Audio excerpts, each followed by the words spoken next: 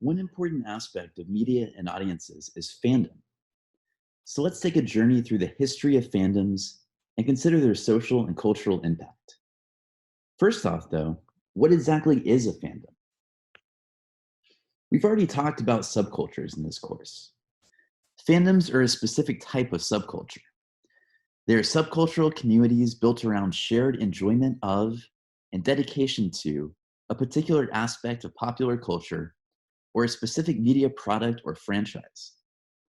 American football fans meeting up with fellow fans of their favorite team or playing fantasy football.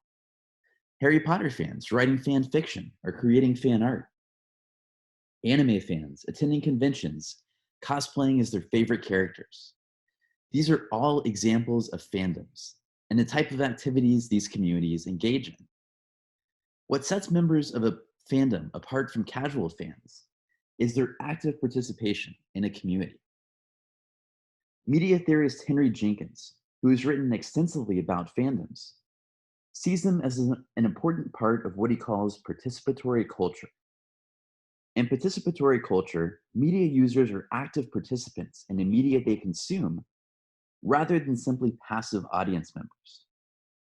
Some of the ways members of a fandom participate in a subculture include attending conventions or other events, cosplaying, creating fan fiction or fan art, petitioning media companies to renew or revive TV series or films, and interacting with other members of their fandom on social media. While social media in many ways defines contemporary fandoms, fandoms actually existed long before the advent of social media. One of the earliest examples of a fandom was a community of fans of Arthur Conan Doyle's Sherlock Holmes novels.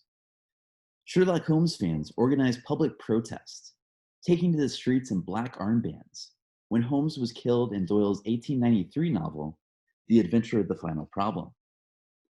Holmes fans also wrote some of the first fan fiction.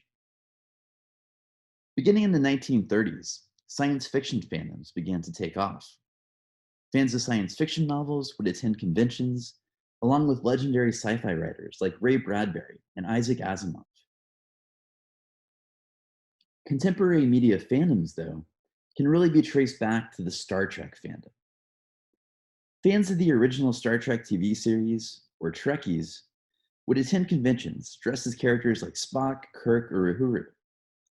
They also wrote fan fiction and engaged in a letter writing campaign to stop the cancellation of the show before the third season. Fast forwarding to the 1990s, the advent of home internet allowed members of fandoms to communicate with other fans on message boards and share their fan fiction and fan art.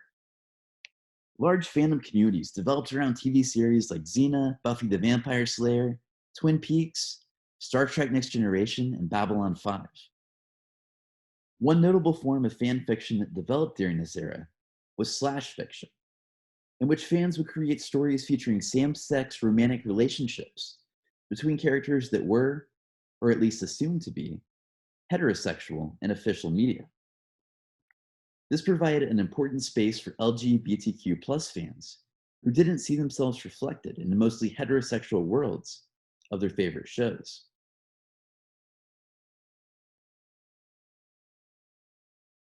The development of Web 2.0, which includes social media, further fueled the growth of fandoms. With social media, it became even easier for fans to interact with other members of their fandoms, as well as media companies and producers. Platforms like YouTube and Instagram have allowed fans to share their fan fiction, art, and films with a wide audience. Fans have also worked to create collaborative resources like Wikipedia for Star Wars and Memory Alpha for Star Trek. These are comprehensive resources on all the canonical media pieces in these franchises. These developments have meant that consumers of media have increasingly also become producers of media. Henry Jenkins uses the term prosumers to indicate this shift. In recent years, fandoms have moved from a subcultural phenomenon into the mainstream, with a growing number of people attending conventions or interacting with fellow fans on social media. It's important then to consider the impact of fandom on the cultural and media landscape. On one hand, fandoms have facilitated the formation of community, creating a sense of belonging for fans who would otherwise have been isolated in their interests. Fandoms have also allowed for fans to organize and stop media companies from canceling series, or pressured them to revive series that have already been canceled, or forcing them to make changes to their products. For example, fans of the series Firefly were able to pressure Fox into making a feature film, Serenity, that continued the story from the canceled series. Similarly, fans unhappy with the ending of Mass Effect 3 pressured BioWare to release a DLC packet with a revised ending. However, fandoms have also enabled aggressive behavior and harassment via social media. Star Wars fans unhappy with The Last Jedi, for example, aggressively harassed director Rian Johnson and actress Kelly Marie Tran on social media, often employing racist and sexist language in their attacks on Tran.